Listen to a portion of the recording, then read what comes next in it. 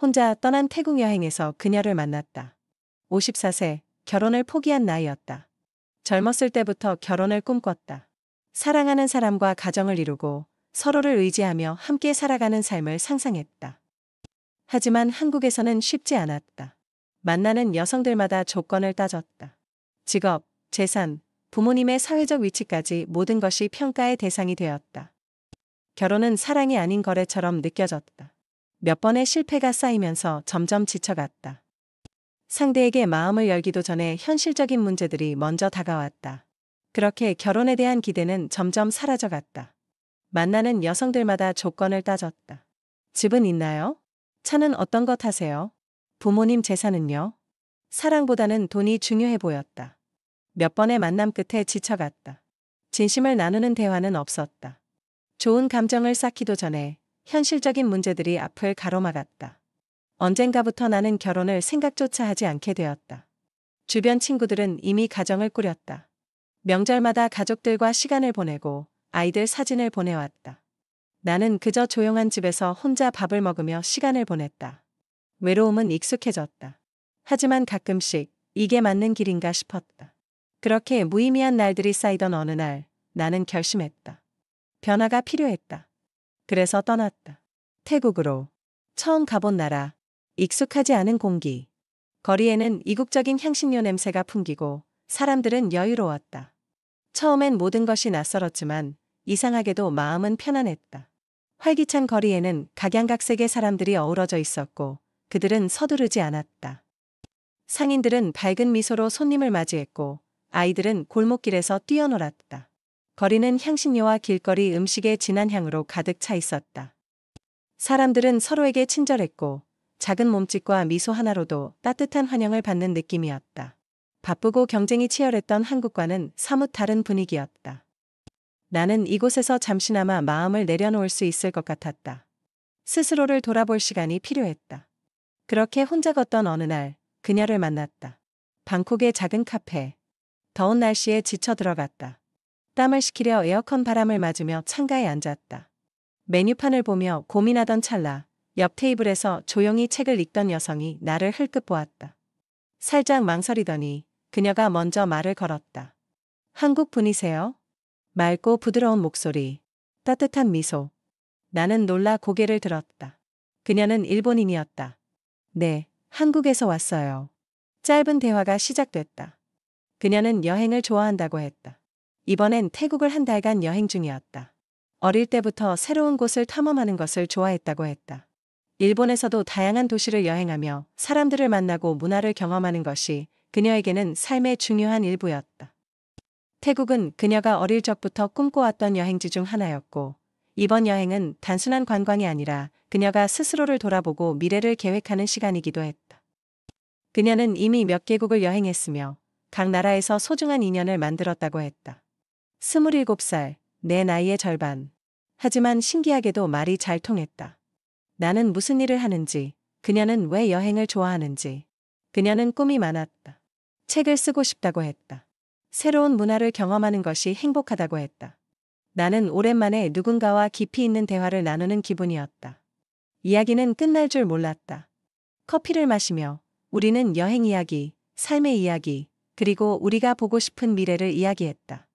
오랜만에 느끼는 따뜻한 감정. 시간이 어떻게 가는지도 몰랐다. 그렇게 우리는 친구가 되었다. 다음 날 다시 만났다. 아침 햇살이 눈부셨다. 우리는 호텔 로비에서 만났고 오늘은 어디를 갈지 고민했다. 강변 시장 가보셨어요? 그녀가 물었다. 나는 고개를 저었다. 그러자 그녀는 활짝 웃으며 내 손을 잡고 이끌었다. 카페에서 시작된 인연은 이제 더 깊어지고 있었다. 우리는 시장을 거닐며 길거리 음식을 나눠 먹고 작은 기념품 가게들을 기웃거렸다. 나는 그녀가 뭔가를 유심히 바라보는 걸 보았다. 작은 수제 팔찌였다. 이거 예쁘네요. 그녀가 조심스레 집어들었다. 나는 망설임 없이 계산대로 가져갔다. 그녀는 놀란 표정으로 나를 쳐다봤다. 이런 걸 사주셔도 돼요? 나는 웃으며 말했다. 고마운 사람한테 주는 작은 선물이에요. 그녀는 팔찌를 손목에 차며 환하게 웃었다. 시장 구경을 마친 후 우리는 강가로 갔다. 물살이 잔잔했다. 노을이 지고 있었다. 우리는 함께 앉아 노을을 바라보며 이야기했다. 그녀는 순수했다. 돈을 따지지 않았다. 조건을 묻지 않았다. 오직 나라는 사람 자체를 봐주는 느낌이었다. 나는 망설이며 물었다. 나이 차이가 신경 쓰이지 않나요? 그녀는 한참 나를 바라보더니 부드럽게 웃었다. 전혀. 마음이 맞는 게 더 중요하다고 생각해요. 그리고 나이보다 중요한 건 서로를 어떻게 바라보느냐인 것 같아요. 그녀의 말에 심장이 뛰었다. 오랜만에 느껴보는 설렘이었다. 그렇게 우리는 서로에게 조금 더 가까워지고 있었다. 행복했다. 하지만 고민도 있었다. 나는 54세. 그녀는 27세. 이 차이를 감당할 수 있을까? 그녀의 가족은 어떻게 생각할까? 친구들은 어떤 시선을 보낼까? 그녀가 나와 함께하는 삶을 정말 후회하지 않을까? 나는 경제적으로 그녀를 책임질 수 있을까? 지금까지 혼자 살아오며 쌓아온 재산이 있었지만 결혼 후의 생활을 감당할 수 있을지 확신이 서지 않았다. 그녀는 경제적으로 독립적이었고 자신만의 목표를 가지고 있었다. 우리는 함께 현실적인 부분에 대해 솔직히 대화를 나눴다. 그녀는 무리한 기대를 하지 않았고 오히려 함께 경제적인 계획을 세워나가자는 태도를 보였다. 내 경험과 그녀의 젊은 감각이 합쳐진다면 충분히 가능할 거란 생각이 들었다. 그렇게 우리의 미래에 대한 불안감은 점점 희망으로 바뀌어 갔다. 내 건강은 앞으로 10년, 20년 후에도 지금과 같을까? 나이 차이로 인해 생길 현실적인 문제들은 어떻게 해결해야 할까? 머릿속이 복잡했다. 한동안 깊은 고민에 빠졌다. 어느 날 저녁을 먹고 산책을 하던 중 조심스럽게 물었다. 우리가 함께하는 게 정말 괜찮을까? 후회하지 않을까? 그녀는 잠시 걸음을 멈추고 나를 바라봤다. 그리고 조용히 미소 지으며 말했다. 전 그냥 함께 있고 싶어요. 미래는 함께 만들어가는 거잖아요. 그녀의 눈빛에는 흔들림이 없었다. 단순한 말, 하지만 마음 깊이 와닿았다. 그 순간 나는 깨달았다. 내가 걱정했던 것은 나의 불안이었지, 그녀의 선택이 아니었다. 진심을 다해 사랑하고 함께 나아가면 된다. 나는 더 이상 망설이지 않기로 했다. 태국 여행 마지막 날. 야경이 아름다운 강가에서 그녀를 바라봤다. 강 위에는 반짝이는 불빛이 일렁였고 바람은 부드럽게 우리를 감싸고 있었다. 강가에 늘어선 작은 가로등들이 은은한 빛을 내며 우리의 그림자를 길게 만들었다. 우리는 손을 맞잡고 천천히 걸었다. 침묵 속에서도 마음이 통해 있었다. 그녀는 가끔씩 나를 바라보며 미소를 지었고 나는 그 미소에 더욱 빠져들었다. 나는 그녀를 향해 깊이 숨을 들이마셨다. 이제는 확신이 들었다.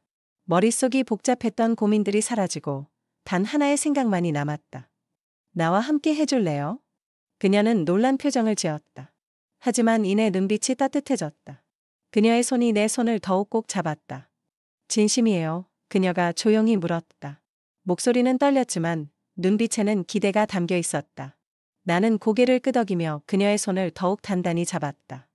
그 누구보다도 진심이에요. 당신과 함께하고 싶어요. 그녀는 한동안 나를 바라보았다.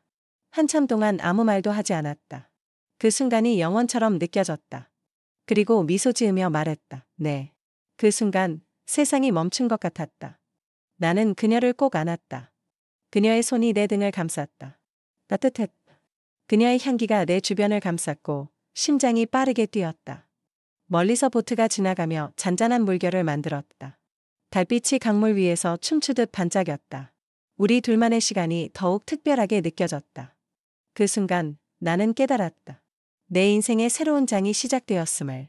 그리고 이 순간을 절대 잊지 않을 것임을. 한국으로 돌아온 후 우리는 결혼 준비를 했다. 그녀의 가족은 처음엔 놀랐지만 내 진심을 보고 축복해 주었다. 처음엔 나이 차이를 걱정하는 시선도 있었다.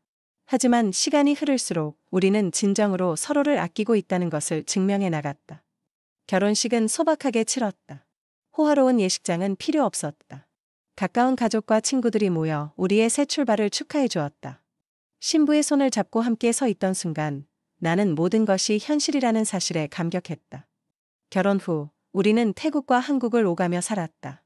태국에서는 바다를 보며 여유로운 시간을 보냈고 한국에서는 익숙한 거리에서 새로운 추억을 쌓았다. 서로 다른 문화에서 자랐지만 우리의 일상은 자연스럽게 하나가 되었다. 아침이면 그녀가 준비한 일본식 아침 식사를 함께 했고 저녁이면 한국 요리를 함께 만들었다. 때로는 작은 의견 차이로 다투기도 했지만 결국엔 함께 웃으며 해결해 나갔다. 매일이 행복했다. 내가 포기했던 것. 사랑, 결혼, 가정. 그 모든 것이 다시 찾아왔다. 그리고 이번에는 절대 놓치지 않기로 했다. 나는 여전히 54세다. 하지만 이제는 혼자가 아니다. 매일 아침 옆에 있는 그녀를 보며 미소 짓는다. 우리는 함께 아침 식사를 준비하고 따뜻한 차 한 잔을 나눈다. 평범한 일상이지만 나에게는 너무나 소중한 시간이다. 그녀는 여전히 밝고 긍정적이다. 가끔은 장난스럽게 나를 놀리기도 한다. 그럴 때면 나는 웃으며 그녀를 바라본다. 사랑은 나이를 묻지 않는다. 함께하는 시간이 중요할 뿐이다. 진심이면 가능하다. 나는 그걸 증명했다. 사랑을 포기했던 내가 이제는 매일 행복을 느낀다. 여러분도 포기하지 마세요. 행복은 언제든 찾아올 수 있습니다. 그리고 때로는 우리가 가장 예상하지 못한 순간에 찾아와 삶을 바꿔놓습니다. 기대하지 않았던 순간에 찾아온 사랑이 내 인생을 풍요롭게 만들었듯이 당신에게도 그런 순간이 다가올 것입니다.